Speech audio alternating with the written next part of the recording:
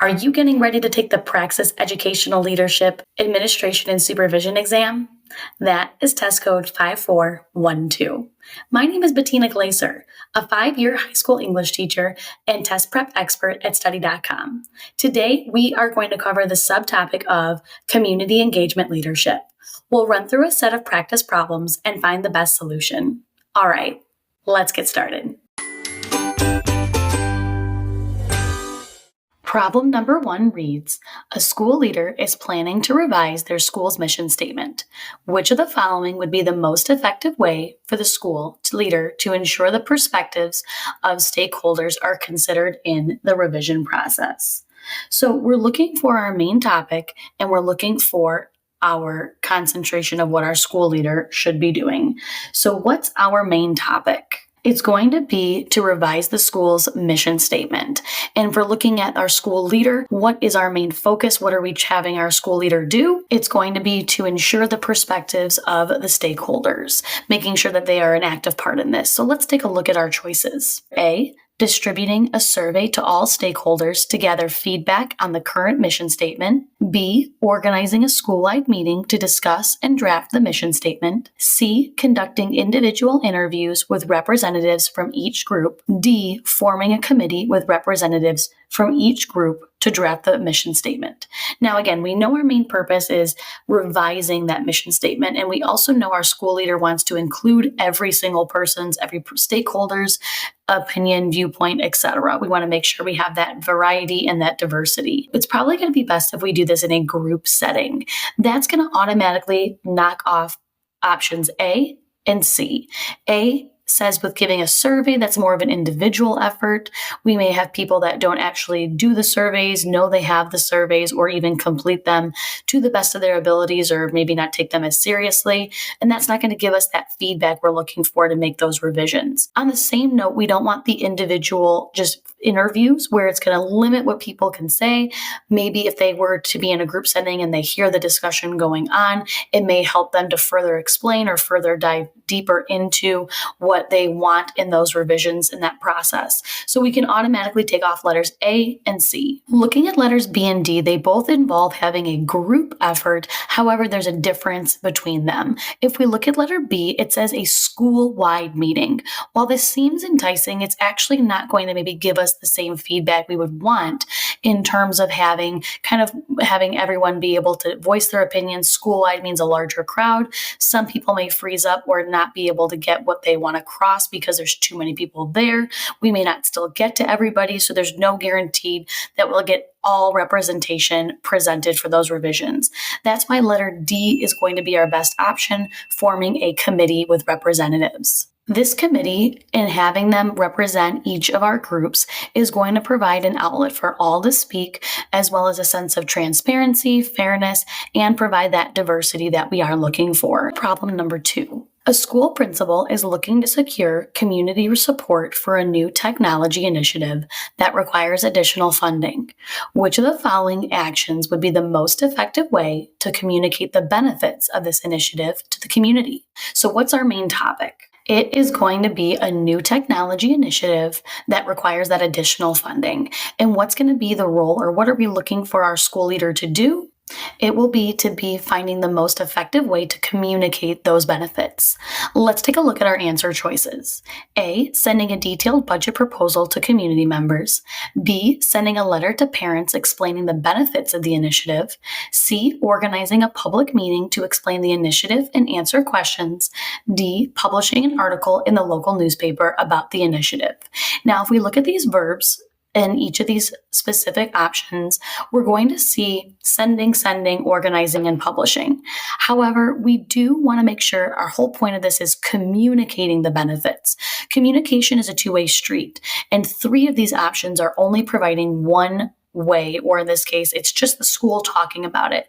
Those are going to be letters A, B, and D. Sending out a detailed proposal, sending a letter to parents, and publishing an article are all going to be opportunities where the school gets to talk about what's happening with this new technology initiative, but it's not providing an outlet for the community to speak back. Letter C is the only option that provides a two-way street when it comes to communication.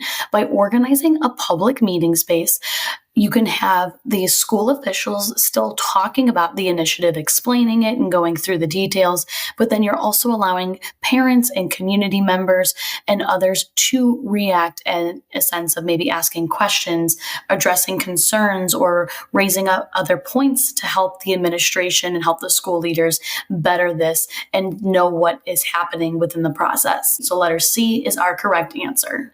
Problem 3 reads, if a school leader is meeting with the parents of an insubordinate child, the school leader should remember. The key word choice is going to be remember. That's our key word. So what should they remember before going into this meeting?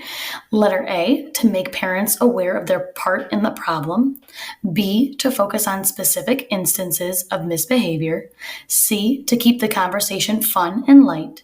D, to use appropriate professional language. Now, because this is a serious topic and a serious kind of meeting, we're automatically going to eliminate letter C, keeping the conversation fun and light. We should have a tone that matches the seriousness of what the meeting is about, while also focusing on a positive goal or maybe some kind of solution to come up with at the end. Letters A and B also are similar in only possessing a negative mindset and kind of a negative atmosphere, one focusing on the students while the other focuses on the parents. Letter B, we shouldn't just focus on the specific negativity or negative behavior that we heard about, witnessed, that was reported, and we also shouldn't just belittle the parents and only address what they're doing wrong in the situation. Both of these are not really going to help our meeting progress forward, and they're not going to set the right tone as well as show that we are here supporting the child together and wanting to come up with a solution. Letter D, using appropriate professional language is going to be our best answer choice for this problem. As a school leader, we are one of the few faces that really recognize and are a part of that school, especially to the outside world. So as that school leader, we are supposed to always have that sense of professionalism, whether it be with our students, our faculty and staff, and of course our outside members like parents and community members. We want to make sure that we're speaking appropriately, we have the right tone, we have the right demeanor, and of course, we are talking and using a proper word choice that's going to fit the meeting altogether. Problem number 4. A school leader could best use community resources to enhance student learning through. Now, again, we want to focus on what's our main topic and then what about our school leader. So what is our main topic? It is using community resources to enhance student learning. And what are we talking about when it comes to our school leader? We're focusing on how they can best use these community resources. So let's look at our options. A, using community resources to replace school resources.